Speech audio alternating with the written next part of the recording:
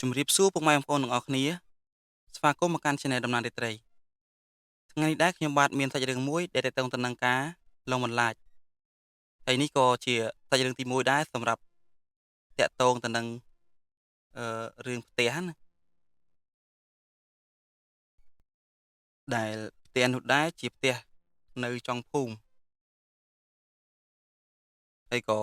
បានធ្វើឲ្យបងប្រុសហ្នឹងគាត់ត្រឡប់មកពីភ្នំពេញវិញទៅហ្នឹងគាត់ក៏ជួបហេតុការណ៍ចម្លែកហើយក៏ធ្វើឲ្យគាត់ហ្នឹងខ្លាចហើយក៏លែងហ៊ានទៅស្រុករបស់គាត់ដែរ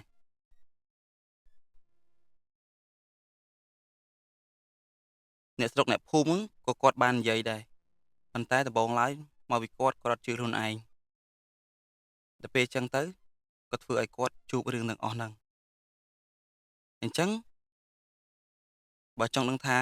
ហេតុការណ៍ចម្លែកកើតលើគាត់សាហាវនិងរន្ធត់កម្រិតណាអញ្ចឹងតោះទៅតាមសាច់រឿងទាំងអស់គ្នាសាច់រឿងនេះដែរបានកើតឡើងទៅលើបងប្រុសម្នាក់ដែលគាត់មានឈ្មោះថាបងវិចិត្រដែលបងវិចិត្រហ្នឹង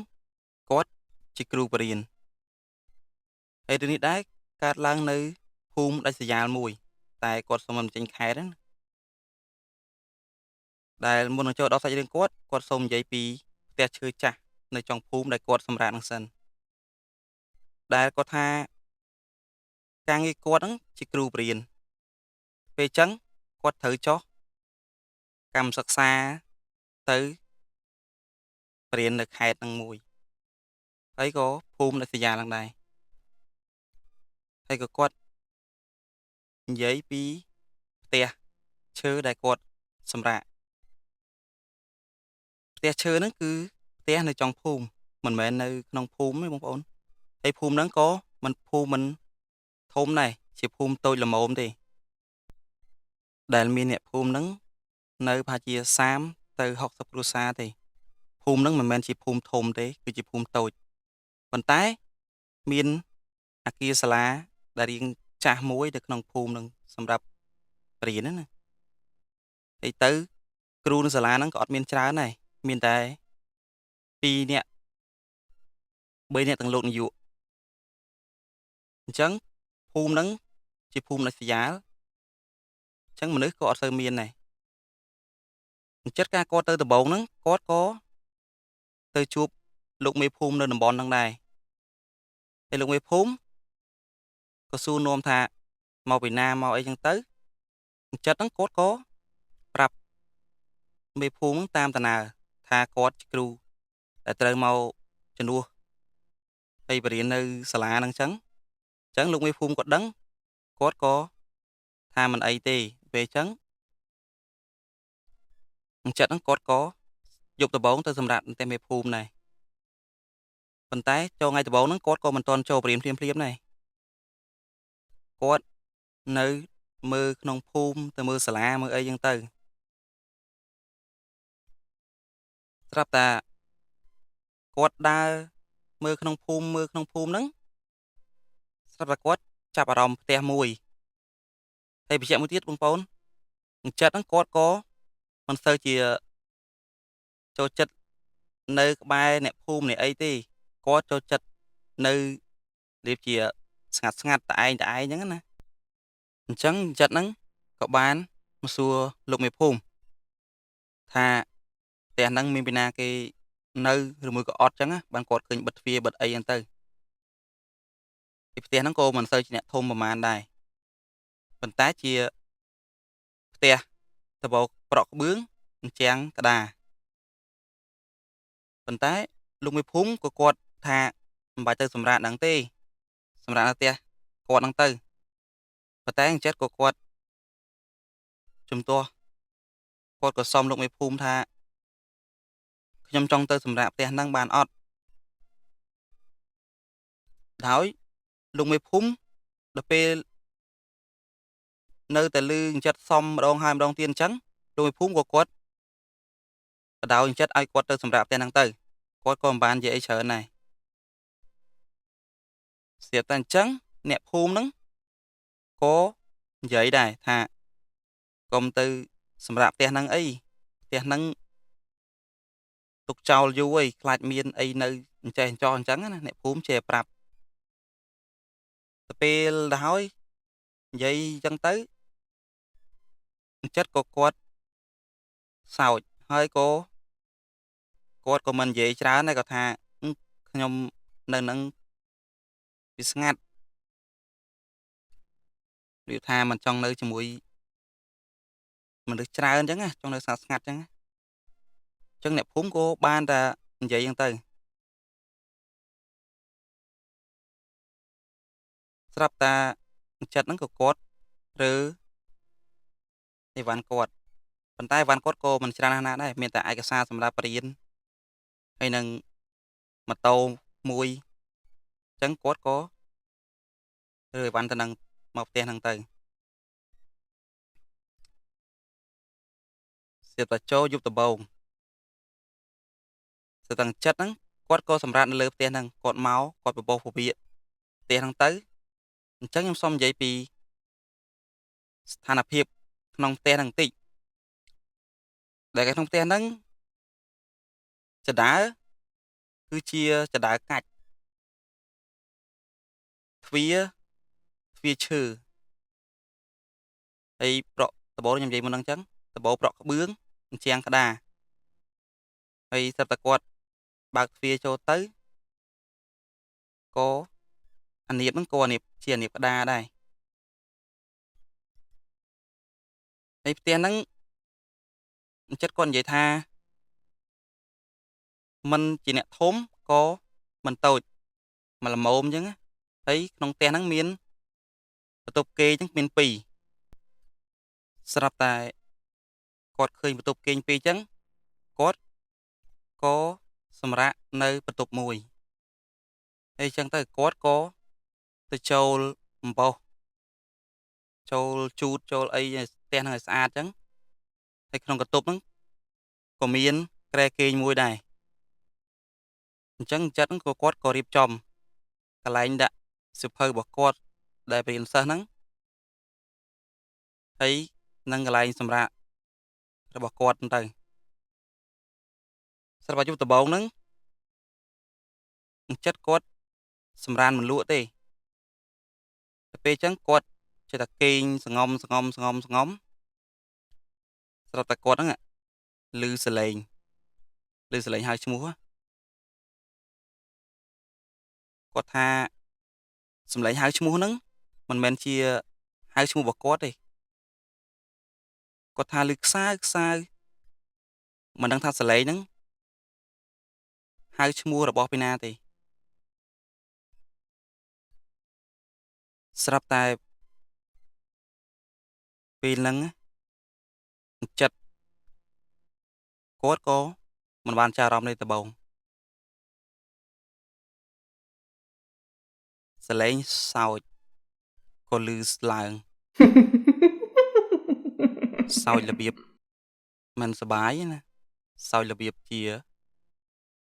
បៀបចងកំហឹងអីមួយចឹងទៅ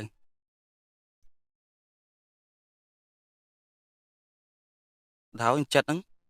គាត់ក៏មានអារម្មណ៍ភ័យដែរប៉ុន្តែអារម្មណ៍មួយទៀតគាត់ថាសំឡេងហ្នឹងសំឡេងរបស់អ្នកភូមិសើចចឹងអញ្ចឹងទៅចិត្តក៏សងំសម្រានណាសងំស្រាប់តែឮសលេងមនុស្សស្រីម្នាក់គាត់ហៅកូនអើយប៉ុន្តែពេលហ្នឹងចិត្តមិនដឹងថាអារម្មណ៍គាត់បជាឬមួយក៏យ៉ាងម៉េចគាត់ក៏ឆ្លើយតបស្រាប់តែពេលឆ្លើយតបសលេងហ្នឹងក៏បាត់ពេលហ្នឹងចិត្តគាត់ឆ្ងល់គាត់ថាសលេងហ្នឹងអ្នកភូមិហៅកូនគាត់ទេមិនក៏គាត់ឆ្លើយចឹងប៉ុន្តែមួយទៀត អាសលេងដែលហៅឈ្មោះខ្សៅហ្នឹងគាត់ក៏គិតដល់សលេងហ្នឹងស្រាប់តែពេលហ្នឹងបេះដូងគាត់ស្រាប់តែ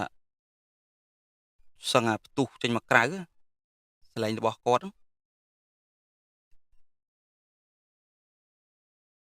ហើយយប់ហ្នឹងក៏អត់មានហេតុការណ៍អីលើសពីហ្នឹងដែរស្រាប់តែពេលព្រឹកឡើងចិត្តហ្នឹងគាត់ក៏មកបរៀនសិស្សចឹងទៅជំនួសគ្រូមួយគ្រូម្នាក់ណាដោយសារតែគ្រូម្នាក់ហ្នឹងគាត់ត្រូវអស់ភារកិច្ចហ្នឹងគាត់ទៅចុះកម្មសិក្សាកន្លែងផ្សេងចឹងទៅពេលចឹងចិត្តក៏គាត់មកជំនួសគាត់បរៀនចឹងទៅទៅបញ្ជាក់បន្តិចគាត់បរៀនពេលព្រឹកគាត់បរៀនពេលថ្ងៃឯងគាត់បរៀនតែមកវិញពេលព្រឹកឯងហើយបរៀនហ្នឹងសាលាហ្នឹងបរៀនមិនបរៀនមនុស្សធំទេមនុស្សធំគាត់ទៅរៀននៅអនុវិទ្យាល័យផ្សេងចឹងទៅសាលានេះមានសាលាបឋមសាលាសម្រាប់ក្មេងៗសិក្សាណាពេលអញ្ចឹង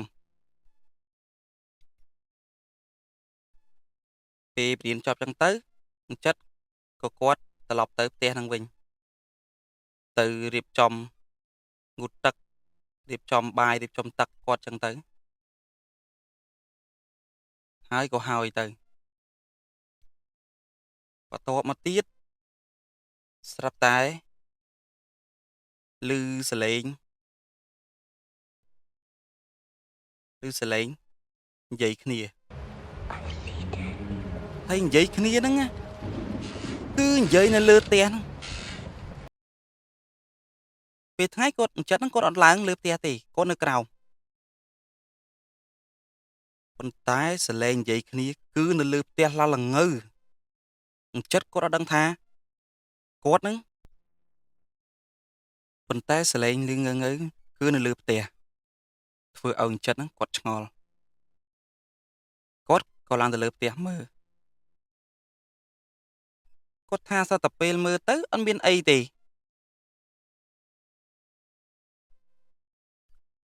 រឿងហ្នឹងក៏អត់មានអីទេចិត្តក៏គាត់ក៏ចុះមកវិញហើយក៏គាត់ត្រឡប់ចិត្តមួយគាត់ចូលចិត្តស្ងាត់ដល់ពេលគាត់ជួបបញ្ហាអញ្ចឹងគាត់មានអារម្មណ៍មួយព្រឺឆ្អឹងខ្នងដែរអញ្ចឹងគាត់ក៏ចូលទៅសួរអ្នកភូមិអ្នកភូមិ1អ្នកភូមិ2អ្នកខ្លះគាត់ថាគាត់មិនដឹងដោយសារតែគាត់ទើបចំណូលថ្មីទៅមកក្រោយផ្ទះហ្នឹងអញ្ចឹងគាត់ថាគាត់មកឃើញតែផ្ទះហ្នឹងបិទទ្វារទុកចោលអញ្ចឹងទៅដល់ចំណុចហ្នឹងខ្ញុំសុំបកក្រោយបន្តិចផ្ទះហ្នឹងកាលចិត្តចូលដំបូងហ្នឹងក៏មានព្រៃឈើមានស្លឹកឈើជ្រុះនៅបរិវេណក្នុងផ្ទះជុំវិញផ្ទាំងដែរហើយចិត្តគាត់ក៏ស្មៅអីហ្នឹងគាត់ក៏ចម្រាស់គាត់ក៏សម្អាតគាត់ក៏អីហ្នឹងទៅក៏ស្អាតហ្នឹងទៅទៅពេលអញ្ចឹងចិត្តគាត់ក៏មកសួរទឹកអមម្នាក់ដែលនៅក្នុងភូមិហ្នឹងក៏រៀងចំណាស់ដែរអញ្ចឹងលោកអមហ្នឹងគាត់ក៏និយាយប្រាប់ពីរឿងគ្រួសារមួយដែលជាម្ចាស់ផ្ទះហ្នឹងគាត់ប្រាប់ពីហេតុការណ៍ដំបូងហ្នឹងគឺគ្រួសារហ្នឹងជាគ្រួសារមួយដែលជីវភាពគាត់ហ្នឹងរៀងធូរធារមកល្មមប៉ុន្តែមិនធូរធារខ្លាំងទេហើយកាលពីមុនហ្នឹងភូមិហ្នឹងมันមានគ្រួសារដល់ប៉ុណ្ណឹងផងមានផ្ទះមួយម្លងបាន4-5ផ្ទះមានផ្ទះមួយទៀតហ្នឹងទៅប៉ុន្តែគាត់និយាយពីឥឡូវណាពេលកាលពីសម័យនោះគឺអត់មានផ្ទះទេគឺមានតែដីហើយមានព្រៃអញ្ចឹងទៅពេលហើយលោកតាគាត់ថាពេលមួយហ្នឹងគ្រួសារហ្នឹងប្តីគាត់ក៏ជាអ្នករស់ស៊ីជួញដូរផ្លូវឆ្ងាយដែរយូរគាត់មកផ្ទះម្ដងហ្នឹងទៅ ប្រពន្ធនៅផ្ទះជាមួយកូនស្រាប់តែប្តីរកស៊ីហ្នឹងនេះលោកតាគាត់និយាយតគាត់ថាប្តីហ្នឹងក៏មានទាស់ពាក្យសម្ដីជាមួយអ្នកដែលរកស៊ីជាមួយគ្នាហ្នឹងនៅភូមិស្រុកផ្សេងហ្នឹងទៅប៉ុន្តែអ្នករកស៊ីហ្នឹងទៅជួបគាត់ក៏ប្រទះពាក្យសម្ដីគ្នាពេលអញ្ចឹងពេលភ្លាមៗក៏អត់មានបញ្ហាអីដែរស្រាប់តែប្តីហ្នឹងក៏ត្រឡប់មកផ្ទះយប់ដំបូងគ្រួសារនៅធម្មតាប្តីក៏ប្រាប់រឿងហ្នឹងទៅប្រពន្ធដែរហើយប្រពន្ធគាត់ក៏ភ័យតែប្តីគាត់ក៏ថាមិនអីហើយនៅអញ្ចឹងទៅយប់ហ្នឹងមិនអីទេយប់ស្អែកស្រាប់តែអ្នកស្រុកអ្នកភូមិអត់មានដឹងបញ្ហាអីទេតោះតែព្រឹកឡើងឃើញផ្ទះហ្នឹងចំហទ្វារទាំងព្រឹកប៉ុន្តែអត់ឃើញមនុស្សនៅក្នុងផ្ទះហ្នឹងទេហើយក៏រទេះហើយនឹងមុខរបរដែលគាត់រកស៊ីហ្នឹងក៏មិននៅដែរអញ្ចឹងនៅស្រុកអ្នកភូមិគេគិតថាផ្ទះហ្នឹងប្រហែលជាប្តីហ្នឹងចេញទៅរកស៊ីទៀតហើយប៉ុន្តែគេឆ្ងល់មួយគេថាបើប្តីទៅរកស៊ីមិនក៏ផ្ទះហ្នឹងចំហទ្វារចោលហើយមនុស្សអត់មានអ្នកណានៅអញ្ចឹងគេក៏ចម្លែកដែរគេក៏មកហៅលោកមេភូមិឲ្យទៅមើលអញ្ចឹងស្រាប់តែពេលទៅមើលរឿងដែលចម្លែកនោះ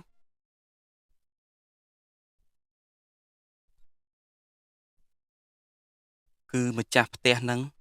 ស្លាប់ទាំងអស់នៅលើផ្ទះហ្នឹងគឺស្លាប់ទាំងអស់អញ្ចឹងអ្នកស្រុកអ្នកភូមិអ្នកខ្លះជាពិសេសអ៊ំស្រីគាត់ក៏ភ័យអ្នកខ្លះភ័យអ្នកខ្លះអត់ខ្លាចអត់ភ័យអញ្ចឹងទៅគាត់ក៏ចូលទៅមើលអញ្ចឹងទៅតែនិយាយពីស្ថានភាពសពវិញគឺពិបាកមើលមែនតើដែលសពរបស់ប្តីហ្នឹង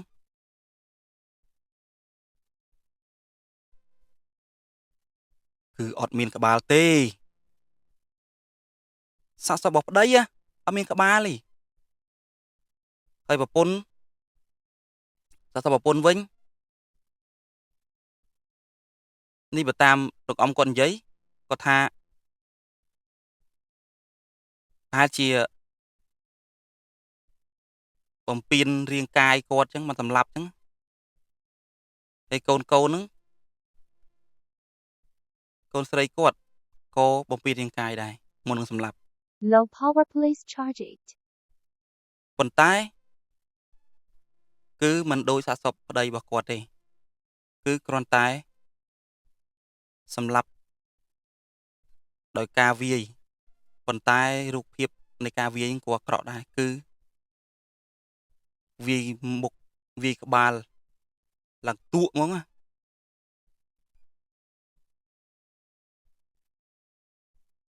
ពេលហ្នឹងអ្នកស្រុកអ្នកភូមិ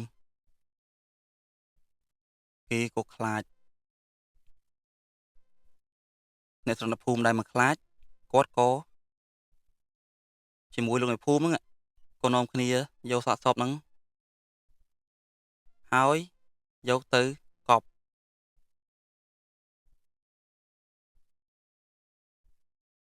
កប់ហ្នឹងគឺកប់នៅក្រោយផ្ទះដែលក្រោយផ្ទះរបស់គាត់មិនឆ្ងាយទេប្រហែលជា20-30ម៉ែត្រហ្នឹងក៏មានដើមឈើធំមួយដែរនៅក្រោយហ្នឹងអញ្ចឹងលោកមេភូមិនិងអ្នកស្រុកក៏យកពួកគាត់ទៅកប់នៅកន្លែងហ្នឹងទៅប៉ុន្តែបើយើងងាកមកមើលចិត្តគាត់ស្ដាប់ឮហើយឮលោកអ៊ំនិយាយហើយគាត់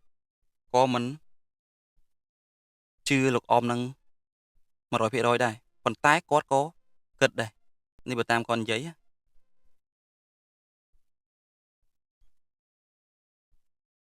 គាត់ក៏មកផ្ទះវិញពេលដែលគាត់ចូលផ្ទះពេលល្ងាចគាត់បើកទ្វារផ្ទះហ្នឹងទៅស្រាប់តែគាត់ទទួលបានអារម្មណ៍មួយគឺខ្យល់ត្រជាក់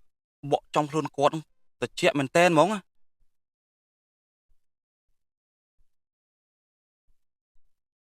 អញ្ចឹងចិត្តក៏ព្រឺយ៉ាងខ្នងហើយក៏មិនអីដែរគាត់ក៏ងូតទឹកហូបបាយហូបអីតាមតាណារបស់គាត់ហ្នឹងទៅស្រាប់តែយប់ឡើងគាត់សម្រានទាំងទៅសម្រានមិនបានប៉ុន្មានគាត់ក៏ឮសំឡេងកូនអើយគឺសំឡេងហ្នឹងមកទៀតណា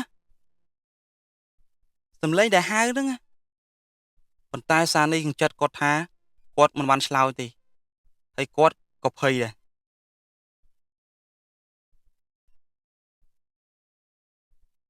ប៉ុន្តែក្នុងចិត្តគាត់ចេញមកក្រៅមកមើលគីឡូមានអ្នកណាគេដែលមកហៅគាត់ហ្នឹងទៅអ្វីដែលចម្លែកនោះគឺ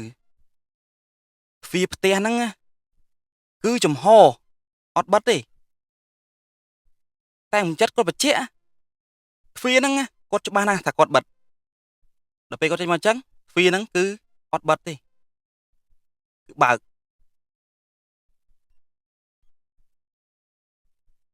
រងចិត្តក៏ដើរទៅបិទទ្វារប៉ុន្តែគាត់បិទទ្វារហ្នឹងគាត់ក៏បានទៅកលែងទៅមើលជញ្ជាំង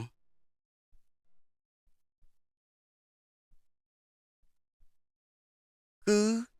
ជញ្ជាំងហ្នឹងមានស្នាមដៃស្នាមម្រាមដៃស្នាមបាតដៃដែលពោពេញទៅដោយឈាមចិត្តគាត់លឺចឹងហើយគាត់ឃើញចឹងហើយចិត្តគាត់ឃើញចឹងហើយគាត់ក៏រត់តែរត់ហ្នឹងមិនរត់ចូលចុះពីដីទេគឺរត់ចូលក្នុងកន្ទប់គ្រាន់តែចូលក្នុងកន្ទប់ហើយសំឡេងហៅសំឡេងសើចគឺគាត់ថា Low ឮ power please charge it. គឺគាត់ថាឮជុំវិញហ្មងជុំវិញកន្លែងគាត់នៅហ្នឹងពេលអញ្ចឹងចិត្តហ្នឹងក៏រត់គាត់សម្រេចថារត់ចេញពីបន្ទប់ហ្នឹងចុះទៅឲ្យអ្នកត្រង់អ្នកភូមិគេមកជួយប៉ុន្តែពេលចំណុចហ្នឹងចិត្តគ្រាន់តែបើកទ្វារមកគាត់ឃើញទ្វារចំហទៀតសំឡេងមួយខ្សឹបប្រាប់គាត់ថា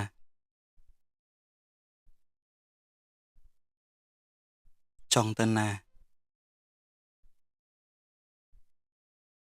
គឺខ្សឹបចិត្តត្រជាគាត់អញ្ចឹង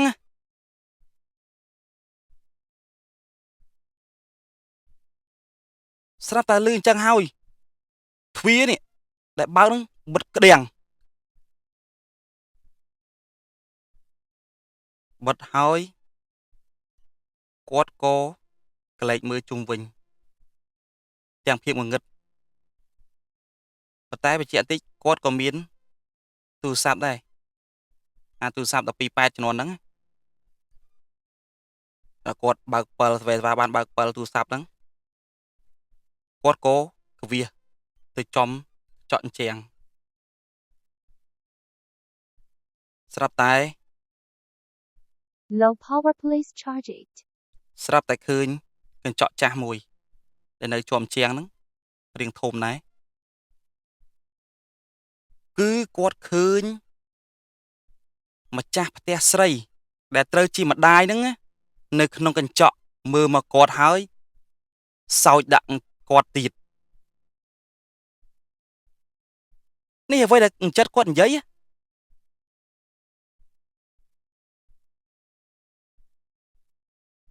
Về chăng, sầm lên, có lư mà tìa. Con ơi, cứ sầm lên trong là đài. À sầm lên nó hai đặt phương ơn chật, quát, căn tại phây mà tòng tiệt.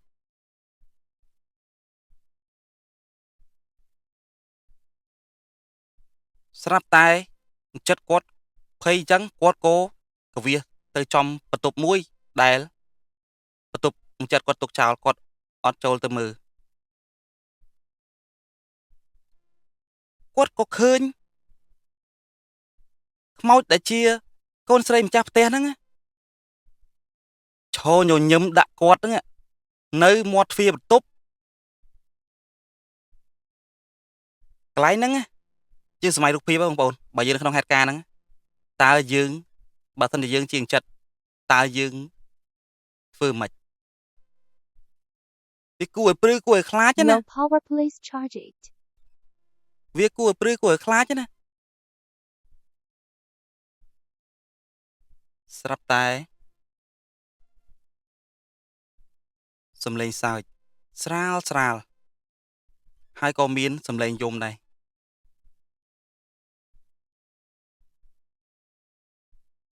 Còn tai.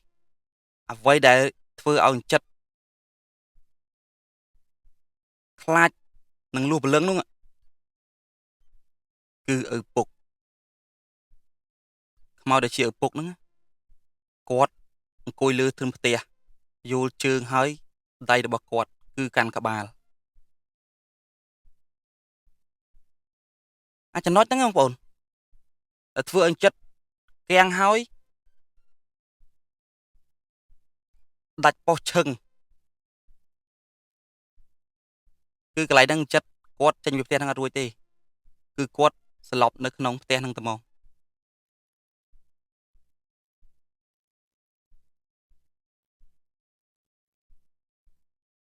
Riêng nâng có. Dùng nâng có chọc trong tăng tầng. Hai ca nâng có chọc trong tăng tầng. Lúc rắc láng nẹp khung. Quát có. Mình khơi chất tới bền. Srap tai. Low power, please charge it. Srap tai phụ quát nâng. Có mau. Mừng chất đây. Có khai chất quát chư. Quát đáy khuôn quát ấy như tư. Ở bàn tới bền như tư. Srap tai mau nâng. Quát có lư. Srap tai mau. Quát có. Khơi chất nâng. Đây. Đuôi nực nông. Tè nâng. Kê có đá kê có ấy như tư. Chất. Chẳng tới chất. Sơ về sơ vá stu stia. Mau đó thật mội lông như tư. Vì chân nẹp phùm á. Còn nôm chất mau tè lông mê phùm. Hay cô lông mê phùm á. Nâng nẹp sọc nâng. Nẹp phùm á. Còn nôm hình dây như tư. Thạp tè chư nâng. Khôngมี bina hiền tới các bài tì. Phần tay để xa tăng chất nâng ạ. Rạp tới. Quát. Sẽ đạp quát ấy như tư. Vì chân chất. Vì nâng hay là vì chất quát chư. Hay có quát khá. Có tha xa máy rụp hiệp to ra ngày.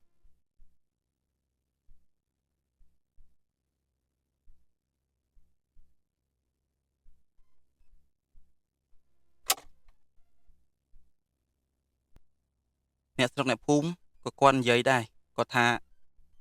Tè nâng. Mình là hiền tới các bài tì. Mình tha bê dốt bê sơ bè bê thằng ấy. Có cái khơi này. Cứ cái khơi. Rùa xa tè nâng. Nơi đôi. Rùa xa. Cái xên thòm đa chẳng. Phần tay vậy là chầm lại đó cứ. Mà chạp tè. Để chìa bốc nâng. Cứ ọt miên các bà tì.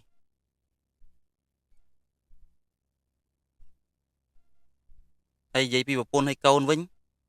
Cứ miên chìa thòm đa. Phần tay mục mọt quạt. Đăng xếp với. À bê. Kê xâm lạp bộ quạt nâng. Hay. Vì một vì ấy chẳng tới. Chẳng một mọt quạt có tam nâng này. Cứ ạc rõ hay miên chìm miên ấy bình nâng tới. Low power, please charge it. ហើយតាំងពីនងមកចិត្តក៏លែងបរៀននៅនងនេះគាត់ក៏ត្រឡប់មកពេញវិញ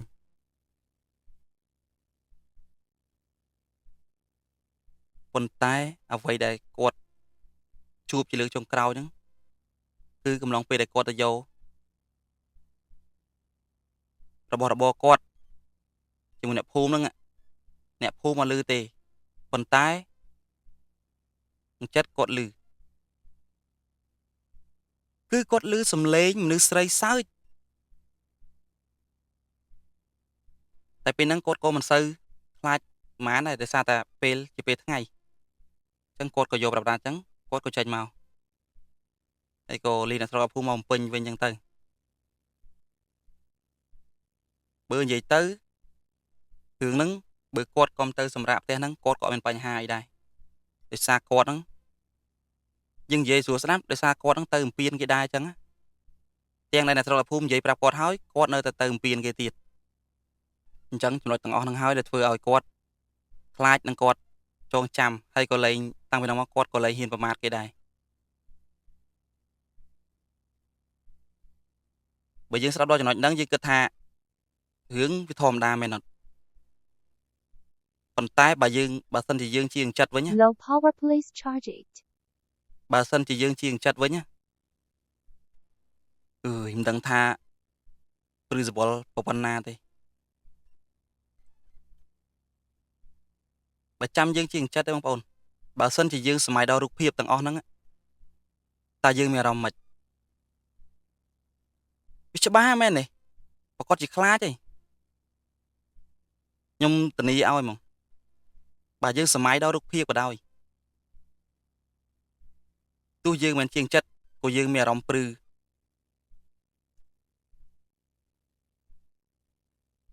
អញ្ចឹងគឺនឹងក៏ចប់ប៉ុណ្ណឹងដែរតាំងពេលហ្នឹងមកចិត្តក៏គាត់ចុះកម្មសិក្សាណាណីអញ្ចឹងគាត់ក៏មិនហ៊ានទៅសម្រាប់ផ្ទះដែលទុកចោលឬក៏ផ្ទះដែលដាច់ស្រយាលពីគេដែរសូម្បីតែផ្ទះ